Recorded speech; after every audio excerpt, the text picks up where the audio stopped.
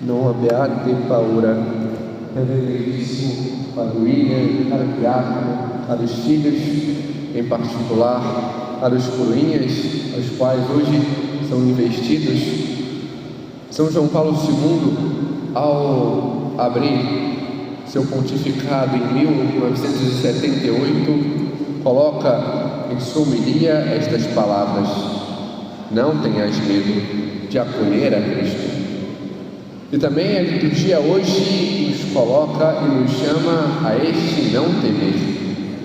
O não temer, este embate daqueles que buscam somente as coisas do mundo, aqueles que buscam somente as suas vontades, mas saber olhar para Deus e buscar as coisas de Deus. Vemos estes embates entre os homens e Deus, o qual a liturgia hoje nos coloca. Nosso Senhor, em meio ao envio dos apóstolos, coloca para eles esta realidade. Nosso Senhor está preparando aqueles a quem iria enviar para anunciar, e mostra para eles: olha, vão ter imensas perseguições, calúnias, difamações. Não tem mais. Aprendei a olhar para Deus, para aquele que permanece, e coloca também tudo aquilo que Ele pede de correspondência, o saber lutar, porque assim, como Ele mesmo diz, quando damos testemunho dEle, Ele também se coloca ao nosso lado diante do Senhor. Mas coloca ao mesmo tempo para nós o que os homens podem fazer. Vemos em meu Evangelho calúnias, difamações, mentiras, perseguições e morte para esta vida. Tudo aquilo que de algum modo passa. Nosso Senhor quer que tenhamos um olhar diante daquele que permanece, daquilo que vai para mais, daquilo que vai para além. O saber olhar e temer. Não mero ter medo, mas o amar e ter medo de ofender aquele a quem amamos, a Deus. E por isso nos chama a esta correspondência. E nos coloca em meio à liturgia o exemplo de Jeremias, que em meio à primeira leitura se colocava diante das perseguições. Por quê? Porque anunciou, porque escolheu a Deus. E dentre os próprios judeus que se contestavam diante daquela verdade, vieram perseguições, vieram calúnias e a morte. Mas eles vão escolher a verdade. Do mesmo modo, ao longo de toda a história, vemos os santos colocarem este exemplo para nós. Vemos nos primeiros séculos os mártires, os cristãos, que eram perseguidos pelos homens do mundo e eram caluniados. Diziam que eram canibais por comungar o corpo de Cristo. Diziam que eram ateus porque não acreditavam nos deuses pagãos. Mas eles souberam escolher a verdade, souberam olhar para aquele que é o essencial. E ao longo de todos os séculos mesmo, São João Crisóstomo, bispo de Constantinopla, tinha por apelido Crisóstomo, boca de ouro, por anunciar a verdade. E também foi perseguido, exilado da sua própria cátedra. Então, São Tomás More, somente o segundo depois do rei, mandava em tudo, fazia as regras, e no entanto, por defender a verdade, foi caluniado, preso e morto. Mas escolheu a verdade e até mesmo a vida entregou com alegria. Dizia ao seu carrasco: olha, vem bem, mira bem para não errar, senão você vai passar vergonha. Temos tantos outros, São João Bosco, São Padre Pio, que enfrentaram perseguições, calúnias e difamações porque anunciavam a verdade.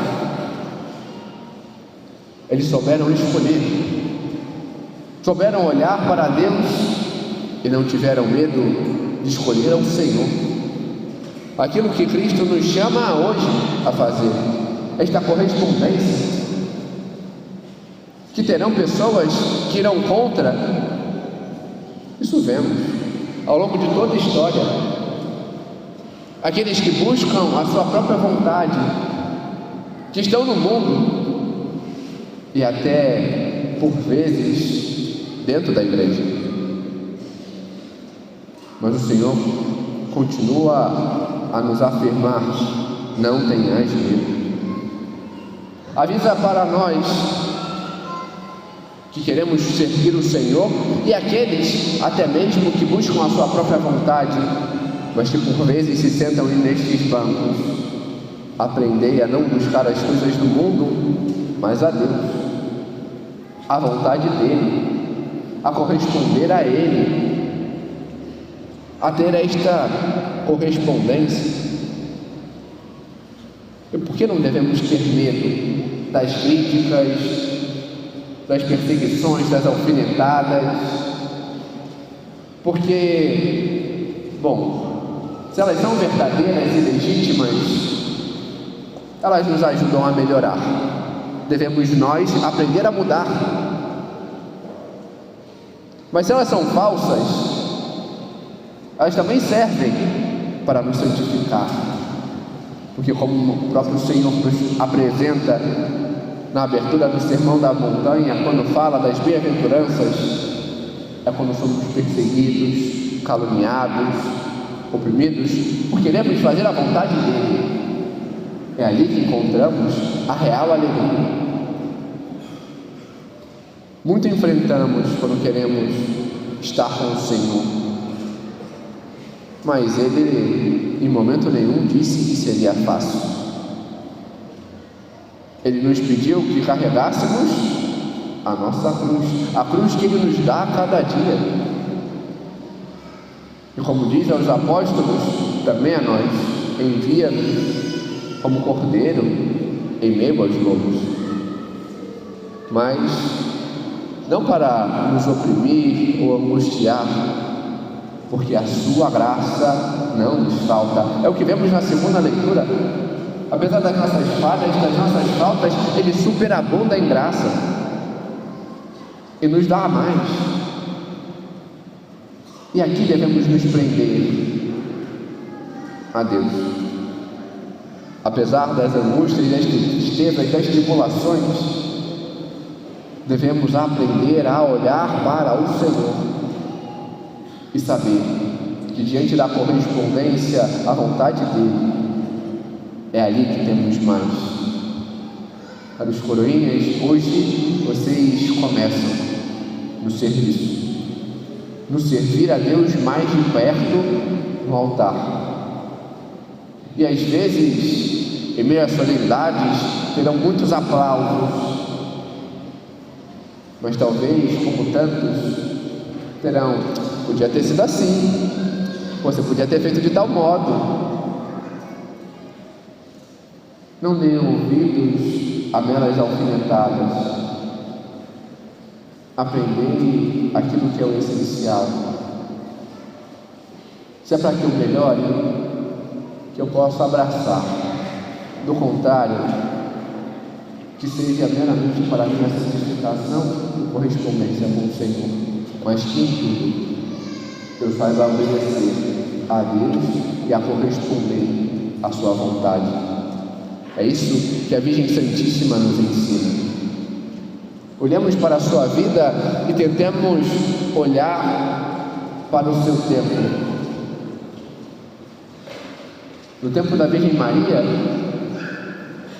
Aquilo que dava-se por regra do casamento é que já se iniciava antes, mas só coabitava depois.